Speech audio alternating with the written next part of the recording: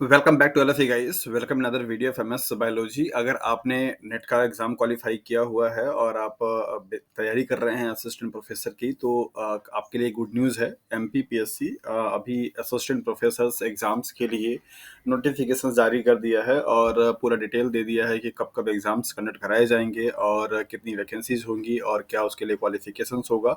ये सब कुछ इस वीडियो में हम लोग बात करेंगे डिटेल्स में। अभी 2024 में ही असिस्टेंट प्रोफेसर का एग्जाम्स कंडक्ट कराया था एमपीपीएससी ने, और फिर से 2025 में अब एग्जाम्स कराने वाला है। तो ये बड़ा ही कंजिकेटिव अपॉर्चुनिटी एमपीपीएससी की तरफ से मिल रही है उन सभी एस्पिरेंट्स के लिए जो कि असिस्टेंट प्रोफेसर्स के एग्जाम्स की तैयारी कर रहे हैं। अदरवाइज काफ़ी वेट करना पड़ता था। दो चार चार साल में 6 साल वैकेंसी जाती थी। और एमपीपीएससी ने भी 2022 में जो वैकेंसी निकाली थी उसके 2024 में रिक्रूटमेंट कराई, और अभी भी उसका प्रोसेस ऑन गोइंग है। तब तक उन्होंने न्यू फिर से फ्रेश वैकेंसी निकाल दी है। तो आज की इस वीडियो में बात करने वाले हैं उसी एमपीपीएससी के असिस्टेंट प्रोफेसर 2025 के नोटिफिकेशंस के रिगार्डिंग में क्या डिटेल्स है। सब कुछ बहुत ही शॉर्ट में और कंसाइज वे में समझेंगे, ताकि आप फॉर्म को फिल करने के लिए आपके जो डाउट्स हैं वो सब क्लियर हो जाएं और आप आसानी से फॉर्म को फिल कर सकें। पहला ही यहाँ पे देख लेते हैं। ये नोटिफिकेशन है एमपीपीएससी का, और ये चाहें तो आप एमपीपीएससी की वेबसाइट से भी डाउनलोड कर सकते हैं। यहाँ पे इन्होंने दे रखा है कि विज्ञापन का मीन्स एडवर्टाइजमेंट का डेट क्या है। Let me change the colour highlighter. Okay okay, यहाँ पे इन्होंने डेट दिया हुआ है कि किस डेट को एडवर्टाइजमेंट आया हुआ था, पर एग्जाम का जो डेट होगा वो क्या होगा पहले से ही दे दिया है। हम लोग यहाँ पे जो बात कर रहे हैं वो जूलॉजी सब्जेक्ट के लिए बात कर रहे हैं। अगर आप बाकी किसी सब्जेक्ट से प्रिपरेशन कर रहे हैं तो आप एमपीपीएससी की वेबसाइट पे जाकर के एडवर्टाइजमेंट वाले कॉलम में जाकर के ये देख सकते हैं और अपने रिलेवेंट सब्जेक्ट का नोटिफिकेशन डाउनलोड कर सकते हैं। ये जूलॉजी सब्जेक्ट के लिए 2024 में जो एमपीपीएससी की तरफ से असिस्टेंट प्रोफेसर्स के एग्जाम्स का एडवर्टाइजमेंट दिया गया उसके बारे में यहाँ पे हम लोग बात कर रहे हैं। और बाकी जो चीज़ें होंगी उनको भी आसानी से समझेंगे। यहाँ पे आपको यहाँ पे दिया जा रहा है कि लास्ट डेट कब होगी। मतलब एग्ज़ाम का जो डेट होगा वो कब होगा। 1 जून को एग्ज़ाम कराया जाएगा, पहले से ही क्लियर हो चुका है। ऑनलाइन आवेदन की करने की अंतिम जो तारीख होगी वो क्या होगी, 26/3/2025 से 2025 तक रहेगा। और स्टार्ट जो होगा वो 27 फरवरी से स्टार्ट होगा। उसको भी हम लोग बाकायदा एक सीट पे देखेंगे। ये इन्फॉर्मेशन है। यहाँ पे जो भी एप्लीकेंट्स अप्लाई करना चाहते हैं आप उनके एमपीपीएससी के ऑफिशियल वेबसाइट से, ये वाली वेबसाइट पे आप जा करके देख सकते हैं। अभी फिलहाल फॉर्म स्टार्ट नहीं हुआ है। 27 फरवरी 2025 से ये दोपहर 12 बजे से स्टार्ट होगा, और ये 26 मार्च 2025 तक दोपहर 12 बजे तक ये लिंक जो है वो लाइव एंड एक्टिव रहेगा। तो आपके पास प्री इन्फॉर्मेशन है अपने आप को प्रिपेयर करने का, कि अगर आप जिस सब्जेक्ट के लिए सुटेबिलिटी रखते हैं, क्वालिफिकेशन रखते हैं, उन सब्जेक्ट का आप नोटिफिकेशन डाउनलोड कर लीजिए, देख लीजिए। अभी फिलहाल हम लोग यहाँ पे जूलॉजी के लिए बात कर रहे हैं। तो वो कैंडिडेट्स जो कि जूलॉजी सब्जेक्ट तैयारी करना चाहते हैं और एग्ज़ाम देना चाहते हैं उनके लिए बहुत अच्छा मौका है। जून में एग्ज़ाम होना है, नोटिफिकेशन आपको पहले से ही आ गया है, और पहले से अगर सूचना मिल जाती है तो काफ़ी अच्छा होता है कि आप अच्छे से तैयारी उसके लिए कर पाते हैं। यहाँ पे दे रखा है कि ये सभी जो एडवर्टाइजमेंट है उसके लिए सिर्फ और सिर्फ ऑनलाइन एप्लीकेशन फॉर्म ही एक्सेप्ट किए जाएंगे। बाकी किसी भी तरीके से अगर आप करते हैं तो कोई भी एक्सेप्टेंस नहीं दिया जाएगा। और यहाँ पे बताया जा रहा है कि आपकी जो एज का कैलकुलेशन होगा वो 1 जनवरी 2025 के संदर्भ में किया जाएगा, और एज का जो गणना मतलब कैलकुलेशन होगी वो आपके 10th हाई स्कूल के जो सर्टिफिकेट्स होंगे उन पे लिखी हुई जो डेट होगी उसी के अकॉर्डिंगली क्या किया जाएगा, वो एज काउंट किया जाएगा। यहाँ पे आपको नंबर ऑफ वैकेंसीज के बारे में बताया जा रहा है कि रिक्त पदों की संख्या कितनी है। यहाँ पे आप देख लीजिए, यूआर कैटेगरी में 32 है। आप अगर एमपी के अलावा किसी अदर स्टेट से बिलोंग करते हैं और आप अपने स्टेट में किसी भी कैटेगरी में हो, आपको वहाँ पे एमपी में जनरल कैटेगरी में ही फॉर्म अप्लाई करना पड़ेगा और कंसिडर आप किए जाएंगे। जैसा कि ये बहुत बेसिक इन्फॉर्मेशन है। कैटेगरी का जो बेनिफिट होता है आपको हेमिडेंशियल, दैट मीन्स आपके रेसिडेंशियल जो स्टेट्स होते हैं जहाँ पे आप डोमिसाइल हैं वहीं के स्टेट्स में आपको मिलता है, अदर स्टेट्स में आप जनरल काउंट किए जाते हैं। तो यूआर कैटेगरी में मीन्स अनरिजर्व कैटेगरी में 32 सीट्स है, और एससी एसटी ओबीसी ईडब्ल्यूएस ये सारी जो कैटेगरी हैं सिर्फ एमपी के कैंडिडेट्स के लिए क्या है बेनिफिट मिलेगा। जो एमपी वाले कैंडिडेट्स होंगे उनके लिए ये बेनिफिशियल है, मतलब वही इसका बेनिफिट ले पाएंगे। ओबीसी में 66 सीट है, और एससी एससी में 27 है, और एसटी में 38 है, ईडब्ल्यूएस में 24 है। इस तरीके से यहाँ पे सीट की संख्या दे रखी है, रिक्त पदों की संख्या। और बाकी यहाँ पे बाइफर्केशन भी किया गया है जिसको कि आप आसानी से यहाँ पे देख पाएंगे। सो ये है आपका टोटल नंबर ऑफ सीट। अगर आप अदर स्टेट से बिलोंग करते हैं या एमपी के भी जनरल कैटेगरी से बिलोंग करते हैं, 32 है। सबसे ज़्यादा जो संख्या यहाँ पे देखने को मिल रही है वो ओबीसी कैटेगरी वालों के लिए 66 सीट है, और ये ओबीसी कैटेगरी का बेनिफिट जो एमपी के रेजिडेंशियल होंगे उनको ही मिल पाएगा।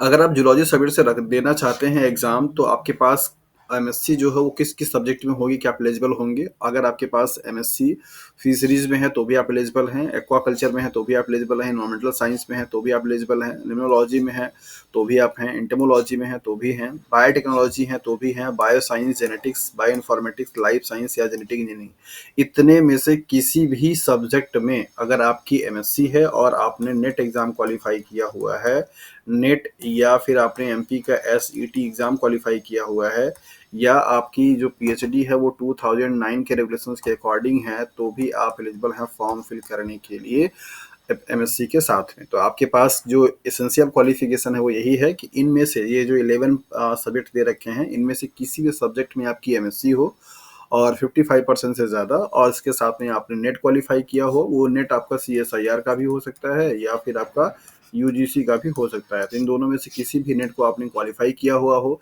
या अगर आपके पास एमपी का जो स्टेट एग्जाम कराता है स्टेट एलिजिबिलिटी टेस्ट वो आपने क्वालिफाई किया हुआ हो, या अगर आपने दोनों नहीं किया हुआ है और आप काफ़ी पुराने स्टूडेंट हैं और आपने पीएचडी की रखी है, आपकी पीएचडी 2009 के रेगुलेशंस के अकॉर्डिंगली है, तो आपको नेट की भी ज़रूरत नहीं है, आप आसानी से फॉर्म फिल कर सकते हैं। याद रखें, नेट उनके लिए ज़रूरी नहीं है जिनके पास पीएचडी डिग्री हो, उनकी पीएचडी का जो नॉर्म्स है, जो रेगुलेशन है वो 2009 के अकॉर्डिंगली है, ऐसे लोग ही क्या होंगे, एलिजिबल होंगे। तो ये है आपके अलाइड सब्जेक्टेड जिस जो कि जूलॉजी के लिए क्या कर सकते हैं, आप अप्लाई कर सकते हैं। तो अगर आपका जो भी एमएससी है अगर आप इसमें से हैं तो फिर आप अप्लाई कर पाएंगे। एक इन्फॉर्मेशन यहाँ पे और भी इम्पोर्टेंट है कि ऐसे कोई भी कैंडिडेट जिनकी की जो अलाइड सब्जेक्ट है, मान लीजिए जैसे सपोज जूलॉजी और बॉटनी या बायोटेक्नोलॉजी क्या है, दोनों में ही एलिजिबिलिटी दे रखा है। तो ऐसे कैंडिडेट्स या ऐसे सब्जेक्ट वाले कैंडिडेट जिनका की अलाइड सब्जेक्ट कॉमन हो किसी एक से ज़्यादा सब्जेक्ट के लिए, वो सिर्फ एक में ही क्या करेंगे, अप्लाई कर पाएंगे,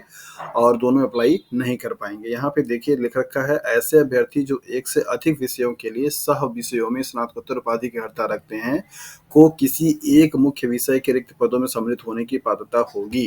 तो जैसे आपको एग्जाम्पल के तौर पे दिया मैंने कि जूलॉजी एंड बॉटनी ये दोनों आपके मेन सब्जेक्ट हो गए, और इन दोनों के लिए ही जो कॉमन सब्जेक्ट है वो क्या है, बायोटेक्नोलॉजी है। मतलब बायोटेक्नोलॉजी से एमएससी करने वाले कैंडिडेट जूलॉजी का भी फॉर्म फिल कर सकते हैं और बॉटनी का भी, लेकिन आप दोनों का अप्लाई नहीं कर सकते हैं, आपको दोनों में से किसी एक को ही अप्लाई करना पड़ेगा, क्योंकि इनका दोनों का एग्जाम 1 तारीख को ही, मतलब 1 जून को ही है, और 1 जून को अगर आपका एग्जाम है तो आप एक साथ में नहीं दे पाएंगे। तो इसलिए यहाँ पे साफ साफ इन्होंने मेंशन कर रखा है, आप कंफ्यूज ना हो।